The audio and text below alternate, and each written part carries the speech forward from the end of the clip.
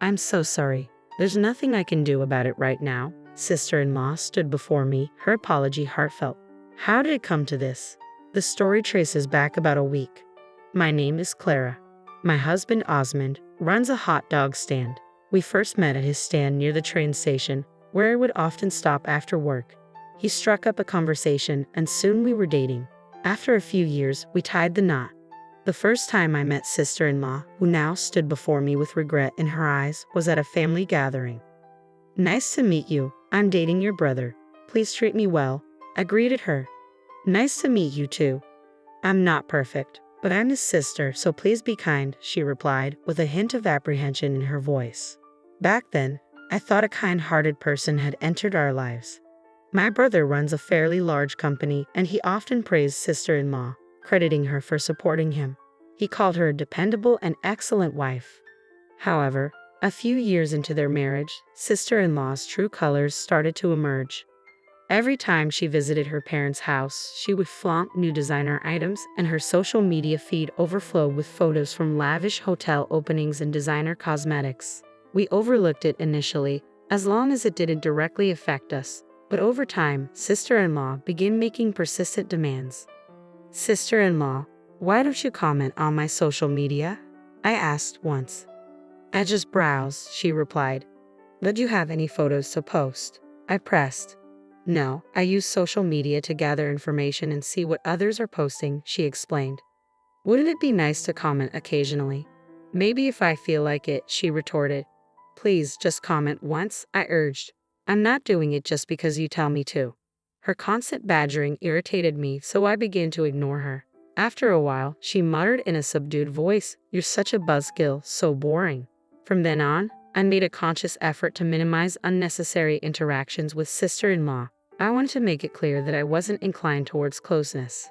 However, she seemed impervious to hints and continued to ask for comments multiple times. Each time, I ignored her until she finally gave up on her requests. Since our encounters were rare, I had hoped to enjoy my time without unnecessary drama. But every time I visited my parents' house, our paths seemed to cross, leaving me feeling disheartened. This happened yet again during my recent trip home. Sister-in-law, what do you think of this bag? It's cute, isn't it? It's from the brand new collection, I asked, trying to make conversation. I'm not interested in that sort of thing, she replied flatly. Come on, don't all girls love brand name bags? I prodded, sensing her disappointment in my lack of enthusiasm. I genuinely had no interest in brands or expensive accessories, which seemed to irk her more than expected. You don't have to pretend to be unjealous. Just admit it. I can even give you my old one, she insisted. I was genuinely disinterested and beginning to feel annoyed. I really have no interest. Besides, I think those things are best left to those who appreciate them, I replied calmly. What's your problem? Stop being so stubborn, she retorted, clearly frustrated with my indifference.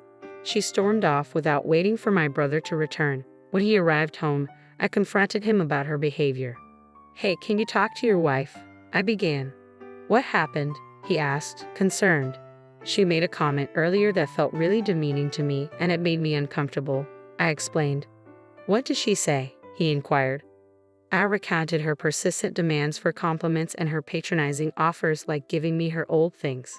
Lately, she's been treated like a CEO's wife by her housewife friends, and I think it's gone to her head. I'll definitely talk to her about it, he assured me. But let's handle this delicately. I don't want us to fight, but I understand if we can't be close. Let's keep our relationship strictly as relatives. I nodded, relieved that he understood my concerns. I understand. I'm sorry for the trouble, I replied. It's not your fault, but she's your wife. Just remember, it reflects on you, he acknowledged. I understand, he affirmed. After that, we maintained a peaceful distance, only crossing paths on occasions like weddings or funerals. Each time, I kept my distance and she seemed to respect that, which put me at ease. However, during the greetings at my wedding, I was reminded that people seldom change. As my husband and I hosted a family introduction dinner with my brother, sister-in-law, our parents, and my husband's parents, even in such a formal setting, sister-in-law managed to slip up. By the way, what kind of work do you do? Sister-in-law asked. I run a modest hot dog stand, I replied. Oh really? Is it part of a chain? She inquired. No, it's an independent shop. Just a simple hot dog stand, nothing more. I explained. Come on, she interjected. But it's just a hot dog stand. Even if it were a chain manager's position, it's still respectable, I countered. At that moment, my brother looked visibly unsettled, and our parents stared at sister-in-law in disbelief. Are you leaving now? I asked, trying to change the subject. Yeah, I think I'll head home, she replied casually. Oh, come on. I was hoping to hear more about the hot dogs, I said, trying to lighten the mood. I was seething with anger at sister-in-law's mocking tone. Listen, I've been wanting to say this for a while. Could you please stop mocking people in the way you speak? I confronted her. I'm not doing that, she retorted defensively. Yes, you are. It's really hurtful, I insisted. Well, it seems I'm not wanted here, so I'll take my leave, she said dismissively, clicking her heels as she exited. I continued to glare at her retreating figure. I'm sorry, my brother apologized, sensing the tension. I apologize. She wasn't always like this, my brother said, trying to smooth over the awkward moment. It's fine. I know my job is an easy target for jokes, so I'm okay with it, I replied calmly. I'm truly sorry, sister-in-law added sincerely. After that, there were a few more apologies exchanged, and the meal proceeded without further tension once my brother's family had left. Even after the meal, I continued to apologize to my husband, though he remained unfazed with his easygoing demeanor. When I visited my brother's house alone to deliver the wedding invitations, sister-in-law commented, Ella, a hot dog vendor, but you're holding such a grand event. What does being a hot dog vendor have to do with anything? Can you not afford a change of attire? I retorted, slightly taken aback by her remark. If you have complaints, then don't bother coming, I warned her firmly. I don't mind coming, but really, she replied, her tone dripping with mockery. If her disrespectful attitude persisted, I was prepared to tell both of them they were not obligated to attend the ceremony. However, owing to certain circumstances with my brother, I reluctantly allowed them to come under the condition that sister-in-law would not approach me at all. And so, the wedding day arrived. The venue was spacious and the ceremony proceeded smoothly. Whether out of a semblance of decency or due to a reprimand from my brother, sister-in-law behaved herself during the ceremony, and it concluded without incident. As the reception wound down and we engaged in casual conversation, that's when it happened. As the crowd gathered around the bride and groom's seats, a tipsy sister-in-law staggered over. She downed the champagne in her hand and loudly declared, A hot dog vendor's wife is destined for a low-life existence, right? The room fell into a stunned silence at her words. Oblivious to the shocked reactions around her, sister-in-law continued to belittle my husband. Suddenly, from across the room where he had been chatting, my brother stormed over and shouted, Hey, what are you saying? But it's true, isn't it? Being married to a hot dog vendor is pretty low, isn't it? He spends his days covered in grease behind a food stand. That's how it seems, she argued defensively. Just stop it. Why are you defending her? It's the truth, isn't it?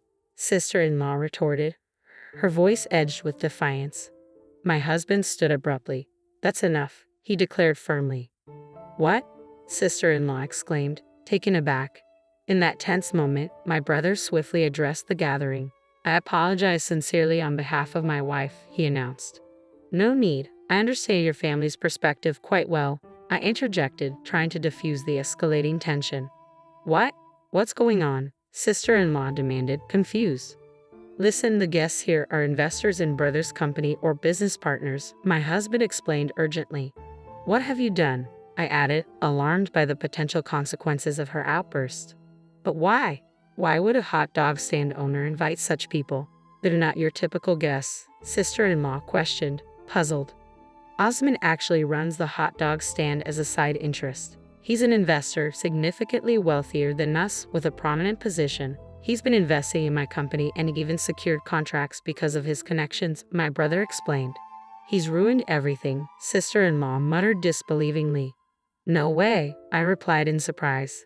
Yes, my husband's true identity is that of an investor. He achieved success early on and started the hot dog stand as a personal project while managing his investments through others. He has a wide network but lives modestly, eschewing extravagance. When I learned about his wealth, I admired his modest lifestyle and discerning spending habits, which influenced my decision to marry him. After that, my brother escorted sister-in-law away. and the event concluded prematurely, citing a sudden illness in the bride's family as the reason. Naturally, any planned after-parties were canceled. Sister-in-law was summoned to a family meeting soon after. The outcome was the apology mentioned earlier. Following the meeting, the consensus among the family was to avoid future interactions whenever sister-in-law was present. While they respected my brother's work, they feared potential complications if sister-in-law remained involved. I agree with that. It became quite a big issue, someone commented solemnly. I deeply regret my actions. Please forgive me, sister-in-law pleaded. I need to protect the company and I can't continue like this. I want a divorce, my brother declared firmly. You think you can ruin someone's wedding and then expect forgiveness? That's impossible, another family member interjected. If you're going to be here, I can't set foot in this house again. I want a divorce. I can't either. I can't be associated with someone who thinks like that, I asserted firmly. The family's stance was unanimous. Having sister-in-law involved was untenable. If anyone had taken her side, it would have jeopardized future relations. Fortunately, everyone agreed. The costs will be covered, including cancellation fees for the after-party and reception, and gifts will be returned, someone explained. Your family has been informed. Please pack up and leave by this weekend, my brother instructed firmly. What? Why should we have to pay for all of that? Sister-in-law protested. Because it's necessary. Due to your actions, we couldn't proceed with the after-party or reception, and we had to return the gifts, my brother responded sternly. We're all business owners here, so the amount of money involved is significant. If you doubt it, take a look at the documented figures, my brother explained sternly. Indeed, the sum returned was substantial. Given that most attendees were business owners who had invested in my husband's company, their gifts were quite generous. The total amounted to about $50,000. To be honest, I had hoped this money could cover all the wedding expenses, but that's not the case, my brother added somberly. A sister-in-law broke into tears upon seeing the recorded amount, but I remained indifferent to her distress. You should have conducted yourself better, I remarked firmly. But I didn't know, she pleaded, tears streaming down her face.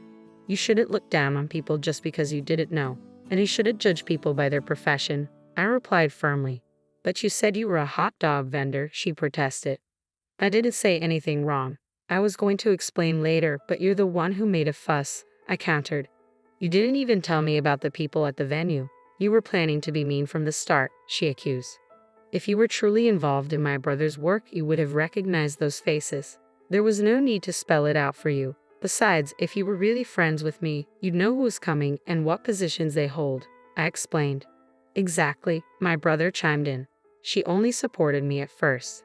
After that, she seemed more focused on lunches, dinners, practice sessions, and having fun with the president's wives. So she didn't recognize brother's business partners, nor did she understand his current work engagements, I remarked.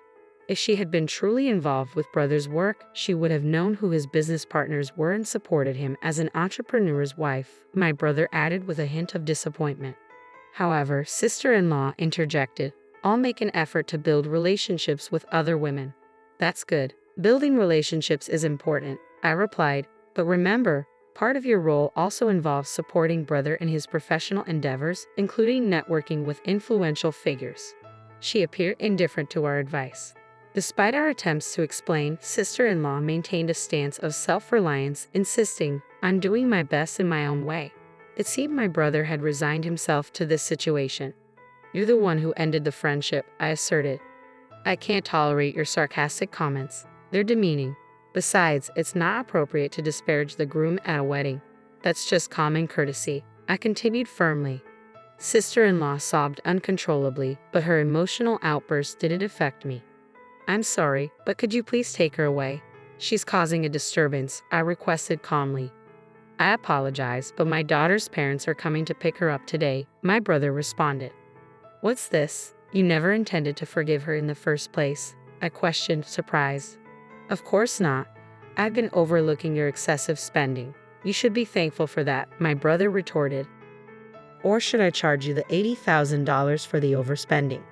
It won't be covered otherwise, he added sternly. Internally, I couldn't help but think so. Sister-in-law's extravagant spending had stretched us beyond our means. Yet a weight lifted off my shoulders knowing I wouldn't have to deal with her anymore. Shortly after, sister-in-law's parents arrived and attempted to apologize profusely at the door. I cut them off, saying, "I don't need that, and I have no intention of forgiving her. Please take her away quickly." Her parents simply nodded, murmuring apologies, and escorted sister-in-law out. Later, I received a direct message from sister-in-law on social media. "I will never forgive you for ruining my glamorous life as a CEO's wife.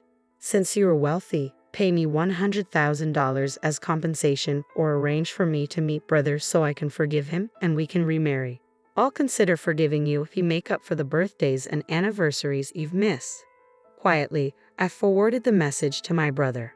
From what I gathered, sister-in-law appeared to be living alone in a small apartment after being expelled from her family home. It seemed that after the divorce, she had signed a contract stipulating the hefty penalty if she attempted to contact me or my brother.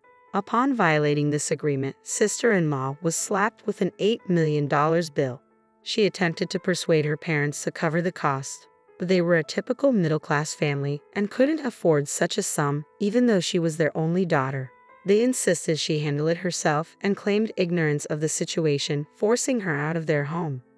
At my brother's urging, I monitored sister-in-law's activities for a while. However, whether due to running out of photos or her friends learning about the divorce, sister-in-law's social media account disappeared before long.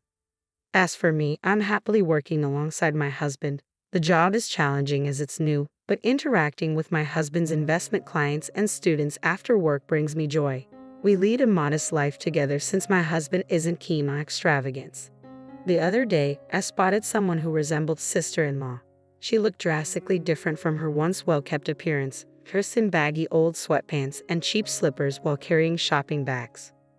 I can't help but think if only she had heeded people's advice, things wouldn't have turned out like this. I mused briefly, but I quickly dismissed the thought, realizing it was futile to dwell on her situation.